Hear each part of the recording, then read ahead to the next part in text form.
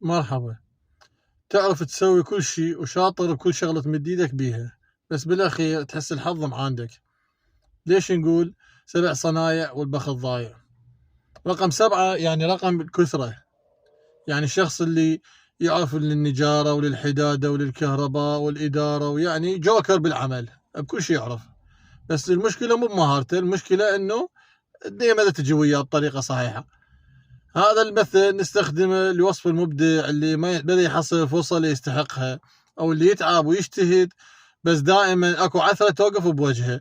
هو إقرار بذكاء الشخص طبعا من عندنا، بس بنفس الوقت عتب على الدنيا، ولا هو ما يجوز هذا، بس عتب على الدنيا اللي ما تنطي للي يتعب، وانما وتنسى صاحب ال7 صنايع. أنت من يا نوع؟ صاحب صنعة واحدة والله رازقك خير من الله وبختك عالي على قولتهم، لو 7 صنايع وبختك نايم بعده؟ احجون عن مهاراتكم اللي ما حد مقدرها بالتعليقات. تابعوني باكر وقصة مثل جديدة. في مال الله.